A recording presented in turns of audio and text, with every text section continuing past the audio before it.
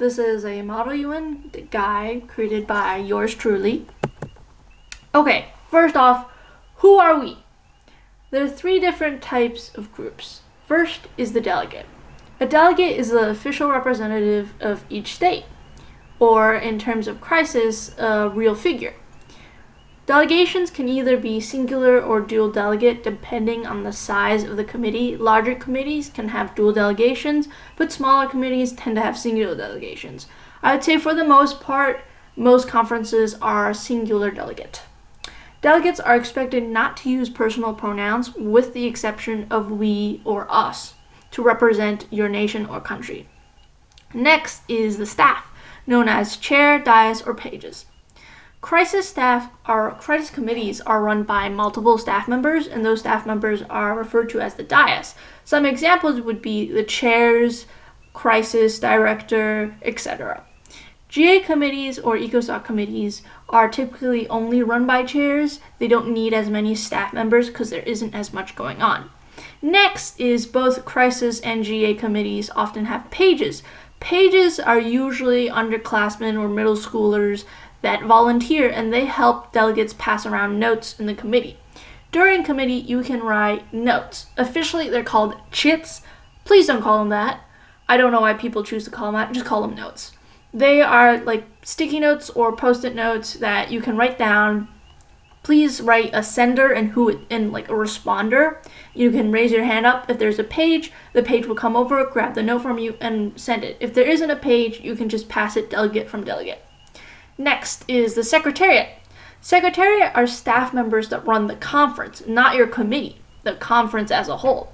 Secretary generals are basically the bosses. They manage and they're in charge of all the major decisions. Sometimes you'll have a chief of staff, and they manage chairs, dais, and pages. There are also other roles, but depending on the size of the conference, you may or may not have that many staff. Okay, next is types of committees. Alright, there are 3 different types of committees. First is GA/ECOSOC. These are considered beginner-level committees that mainly focus on cooperation. The topics are usually not very controversial, something like reducing global debt. There isn't really a take against reducing global debt. It's just one of those things that everyone's kind of working, or like ending food hunger. Those are the topics that you'll likely see if you do GA/ECOSOC committees. And debate is usually about like differing resolutions, like, oh, we focus on economics and they focus on education, and whichever one is better. Debate is usually about stuff like that. All right, next is your special committees. Special committees can be considered intermediate committees that mainly focus on negotiation. So something like between GA and crisis, which is why they're in the middle. Usually your special committees will include international organizations like NATO, Arab League, EU, stuff like that. But sometimes those committees are also delegated to crisis. It depends on your conference. Sometimes you'll also get like normal UN committees as special committees, which is strange, but yeah.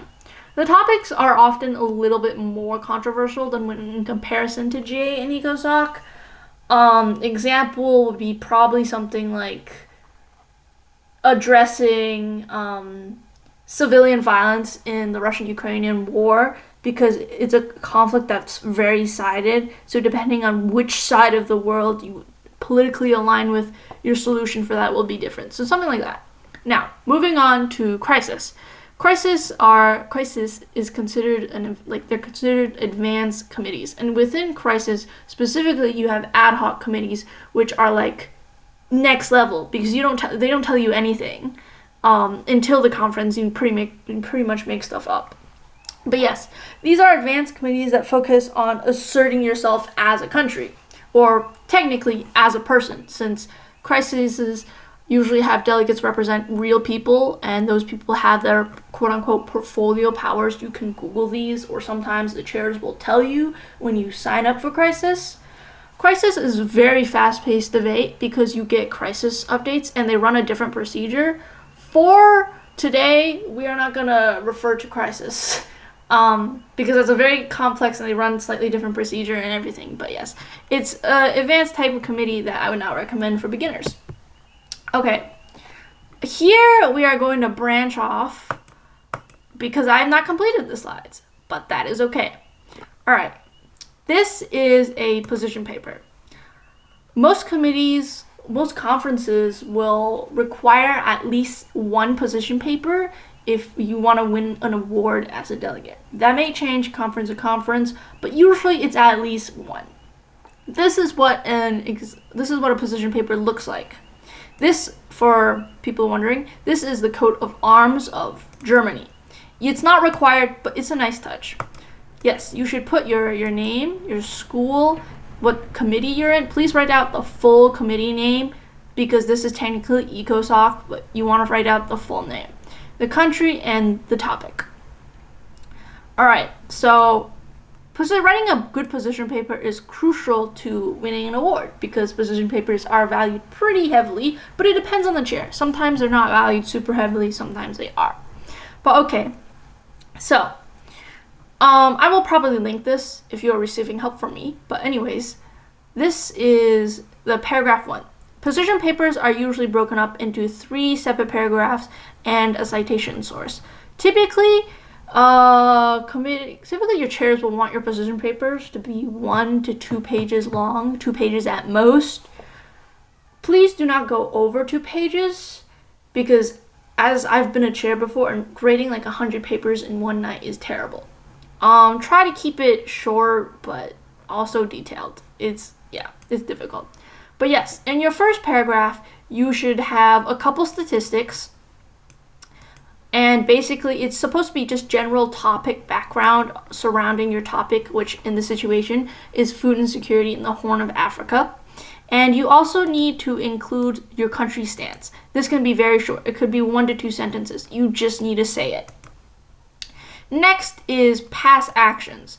First, you would definitely want to mention if there are any past UN actions. For example, here, WHO and UNHCR did some stuff. However, you should also mention past country actions. This is what Germany in specific has done.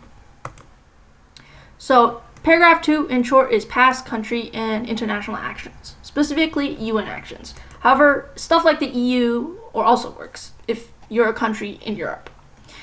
Next is your solutions. This is by far the most important part of your position paper. It is the most heavily graded because the other two is as long as you include the content, you'll pretty much get the point. By the way, not all chairs grade off a rubric. Some chairs do, some chairs don't. If you're curious about that, you can ask your chair before the committee starts. But yes, solutions are the most important part.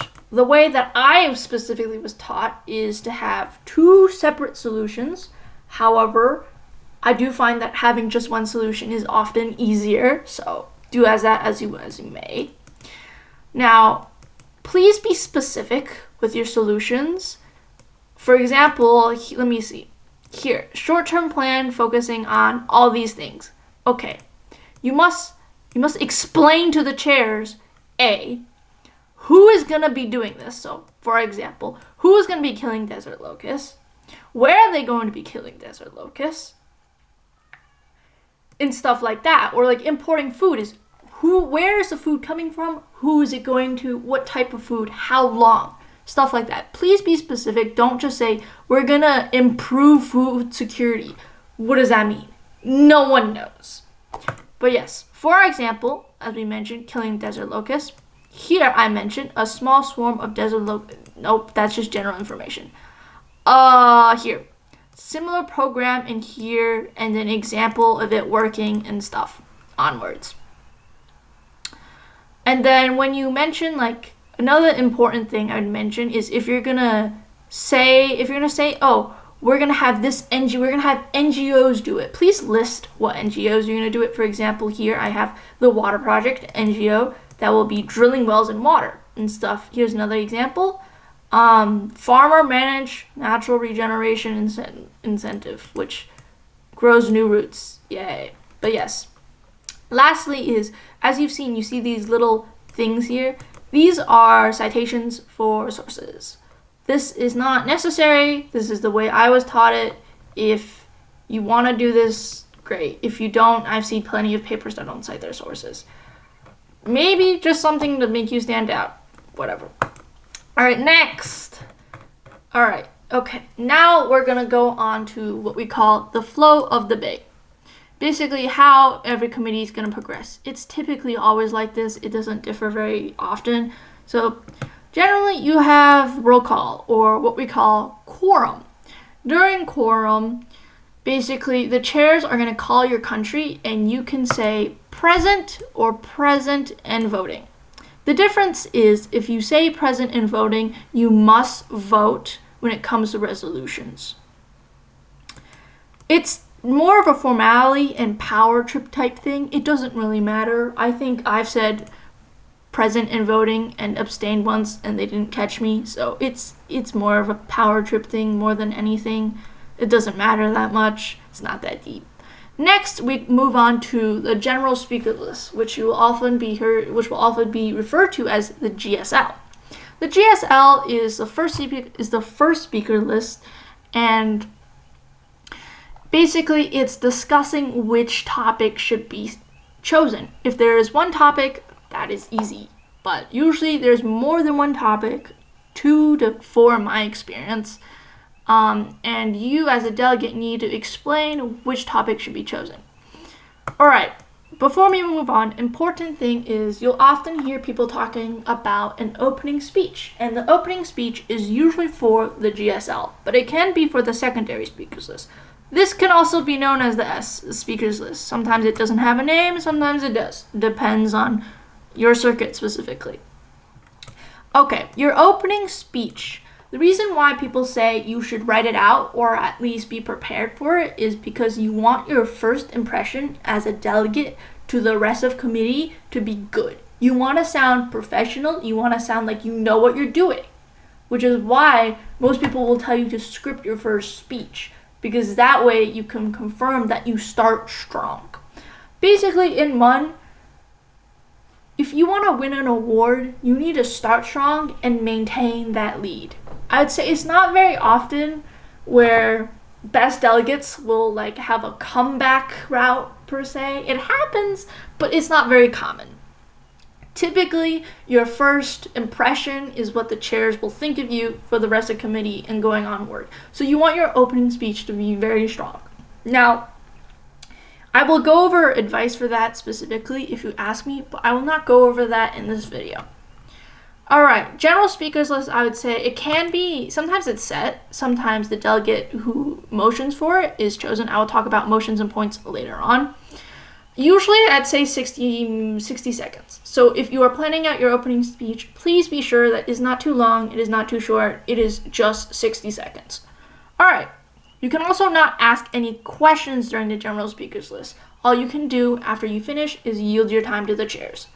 Next, after I'd say 3/4, generally 3/4 of the general speakers list has been spoken, you should set the topic. Setting the topic, basically, it would look something like, motion to set the topic to topic A, blah, blah, blah, blah, blah. And the chairs would say that motion is in order, and if there are no other motions on the floor, then there would be a 1v1 or a 2v2, 2 for, 2 against, 1 for, 1 against, for that topic. And typically, speaking time, I'd say is usually between 30 and 60 seconds. It's not super long, but it is usually alternating. If it is 2 people, they will go 1 for, 1 against, 1 for, 1 against, and they will speak in the same order. Once all the delegates have spoken, then the committee as a whole will vote on whether or not we should set that topic on the agenda, which basically means that's the topic we're going to talk about.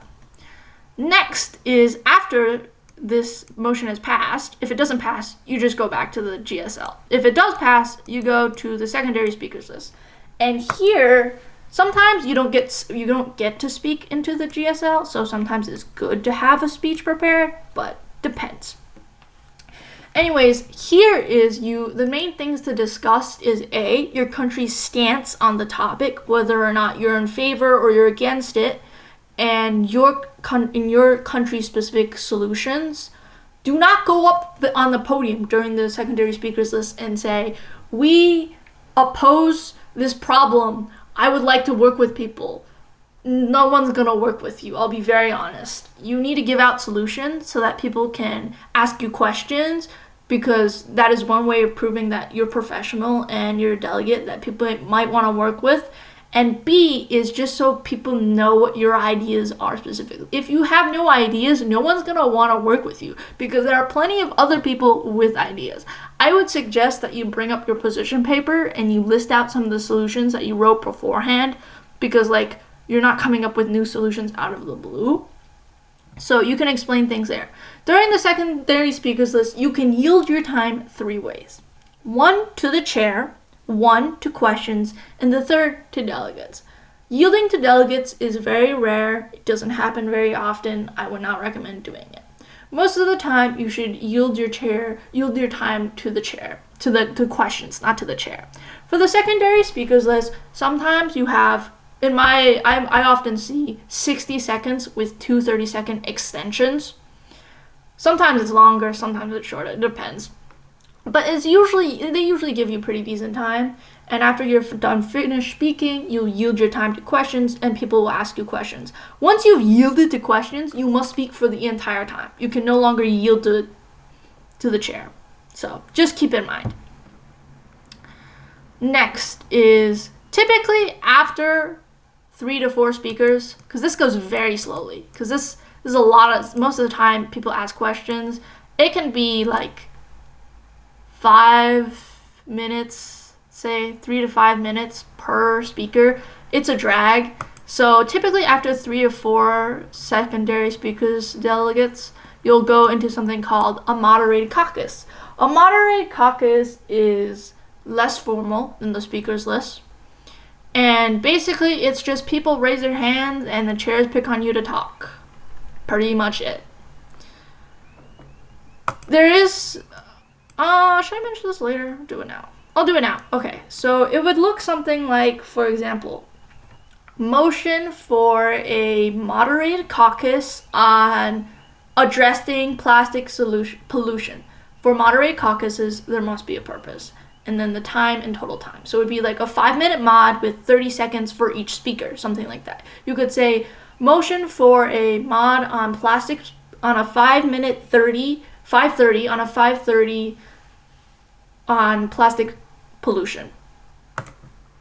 And people also need to vote on this. Similar with unmods, people need to vote on. I'd say most motions are voted on. And for this, simple majority. Also for this, simple majority. There are very few things that are 3/3, 2/3 majority, and I will not talk about them because they're not very common. After like 1 or 2 moderated caucuses, sometimes they make you do a lot, sometimes they don't. You usually end up at a unmoderated caucus. Now, just as a general tip for delegates is, during this entire time, you should be sending notes. You should be writing to people that you think are interesting or people that you want to work with, or questions generally. You can, if there's no one that piques your interest, you can write to your allies. For example, if I am Germany, I would maybe write to France, if there is a France, to the UK, if there's a UK, etc. Next is unmoderated caucus. Unmoderated caucus is mainly used for 2 things. 1, merging. 2, writing working papers. There are working papers and draft resolutions. Draft, I don't think there's not really a big difference between a working paper and draft resolution, but kind of. Anyways, during the unmoderated caucus, you can also be known as a mod. This is known as a mod, shorthand, and this is known as an unmod. No one says moderated, unmoderated. It's a mouthful. During your unmod, it's like free time. You can do anything. You're allowed to stand up, talk to different people. Everyone gets up. Yeah. And then sometimes you'll get a whip. This is out of nowhere. This is usually like when no one is speaking, when it's dry. You'll have a whip, or it's also called a round robin, where basically everyone speaks for a certain amount of time. So if you motion for a whip, 30-second whip, every delegate will have to speak for 30 seconds. All right, after some time has passed, you present working papers. Working papers, I'll show you an example later. Working papers typically don't have to be in format. Resolutions, draft resolutions, well, I'll just call them resolutions. Resos follow a specific format, and if you don't follow that format, they won't accept it. But working papers don't necessarily need to follow a format, but most people write them formatted properly just because it saves time. But you could totally just jot down a list of ideas and that could be your working paper. That would be fine. And just doesn't happen that often. Usually they're presented separately for the sake of time. All right. Okay, so after you present working papers, usually you go back to a bunch of this. Usually after an unmoderated, there will be a moderated caucus talking about whatever happened in the unmod. For example, if you had a 10-minute unmod, after that ends, you'll usually have a 5-minute moderated or something like that, talking about what happened during this meantime. And if there aren't any mods going on, you just go back to the speakers list. It's general. Okay, after you present working papers, it varies a lot. Sometimes you write them in paper, sometimes they type them up. It's a shenanigan. It can be this part is iffy. This part is very iffy because sometimes you have amendments, sometimes you don't have amendments. It's very confusing. So just keep that in mind. Take this with a grain of salt. Okay, amendments can be friendly or unfriendly. If they're friendly, that means that the sponsors agree with them. If they're unfriendly, that means the sponsors don't agree with them. If it is a friendly amendment, it passes. If it's unfriendly, half of the committee, simple majority of the committee needs to vote on it to see whether or not they add it. So yes, you can pass an unfriendly amendment if at least at least a simple majority of the committee agrees. Okay, after your amendments, you get to draft resolutions, which is the official version. And I forgot to mention, you do have a Q&A period for your working papers, but it is usually limited. Your Q&A period for draft resolutions is usually not limited, or if it is, it's significantly longer. You also may have a semantics period, depending on the conference, and semantics period is just going through the errors to making sure the formatting is correct. Okay. And then you present draft resolutions. All of them must be presented together and after one another. Afterwards, you have to vote to go into voting procedure. I know. You have to vote to go into voting procedure. But yes, this is either a 1 for, 1 against, 2 for, 2 against. Okay. And then after this, if this passes, you go into voting procedure. If it doesn't, you just go back to whatever speakers list, mod, whatever was on the floor. Okay, when this happens, the chairs will have the pages bar the doors. Basically, you're not allowed to leave. Everyone must be present for voting. Pretty self-explanatory. And then if for a resolution that passes, it's just simple majority. That's it. Oh, by the way, if the resolution passes, you clap. If it doesn't, do not clap. You're not supposed to, but it has happened before, but you're not supposed to. All right, here, the important stuff. We're going to go on to the points and the motions. Points and motions do differing things. Okay, points are usually like stuff for delegates, and motions is like stuff for committee.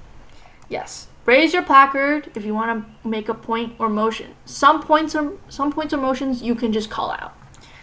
Point, yes, as here. Point of personal privilege plus point of order can interrupt. You can just say them whenever. But don't be a jerk about it. Point of information, also known as POI, is you ask a delegate a question. For example, during the secondary speakers list, the delegate has yielded to questions and you raise your placard and the chair calls on you. You first need to say point of information and then we'll say rise and state your point and then you ask the question.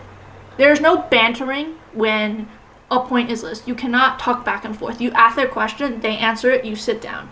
You can ask for a follow-up. They will usually only grant 1 follow-up. Sometimes they grant 2, but usually only 1.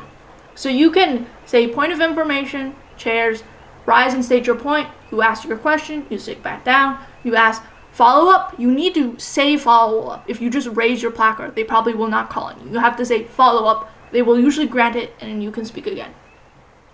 Point of inquiry is asking the chairs something that you're confused about when it comes to procedure. Specifically, a question to the chairs, question to delegates, question to chairs. Point of personal privilege. This usually isn't that common because most of the time it's like bathroom break or water and the chairs would just like, just go. Just they don't care. If it's something like it's too cold in here or can we close the window, maybe, but it's not super common. Point of order is something when the chairs follow the wrong procedure, you do a point of order. Trust me, it is not rude. Most of your chairs will not take it too harshly unless they are bad chairs. Yes, they exist. Please don't be afraid to speak up about point of order. You want procedure to be done correctly. You want to make sure everyone speaks. Right of reply. This can be iffy because the chairs don't always grant it, but sometimes they do. It usually has to be an insult or a threat to your national sovereignty or in national integrity.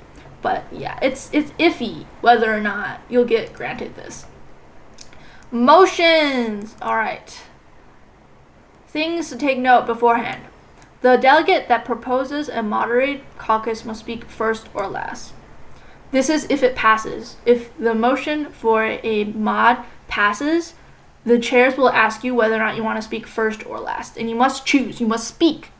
You have to. All right. Mods and unmods can be extended for half of their original time, but no more than half. For example, if you have a 10-minute unmod, you can extend it by 5 minutes. No more than 5, though. All right. Motion to open debate. This starts the committee officially. Motion to start the general speakers list. Yep. Motion to set the agenda. This is not voted on. This is simple majority, simple majority, simple majority. Oh. Oopsies. This is simple majority, simple majority, simple majority. Pretty much all these are simple majority. This might be voted on, actually. I'm not sure. It may or may not be voted on. Do not take my word for it. But yes. Motion for a moderated caucus needs a subject, total time, speaker time. Motion for a 5:30 mod on plastic pollution. Yep. Motion for an unmod, just say the time. Motion for a 10-minute unmod. All right. Motion to present working paper 1.1. I will explain working papers and draft resolutions down below. Motion to present draft resolutions. You can say all working papers or your working paper specifically, depending on if they are presented together or separately. Motion to enter voting procedure, motion to adjourn the session, motion to adjourn the conference. Yeah, pretty self-explanatory. All right, this is a sample resolution. If it is a working paper, it doesn't need to look like this, but usually they do. You would just say working paper instead. This number here, it is, well, technically you choose some of it, not really. This one here is the topic. So if this is topic 1, ozone depletion. If it was topic 2, it would be 2.2. And this number back here is like order. You were the second one the chairs received, or if you were the first paper received, 1.1. Second paper received, 1.2, and so on. Yes, you need to, this is like the official format to follow. If your working paper doesn't follow this, it doesn't matter. For your draft resolutions, it must follow this format. Committee, topic, sponsors. There's usually a limit on the number of sponsors. You should ask your chairs. Signatories, there is a required amount. I think it is, I do not remember off the top of my head what you need. It's 10% for working papers and 20% for draft resolutions. That's the number of signatories you must have in order to present your paper. So if you don't have 10% of the committee as a signatory, your working paper can't get presented.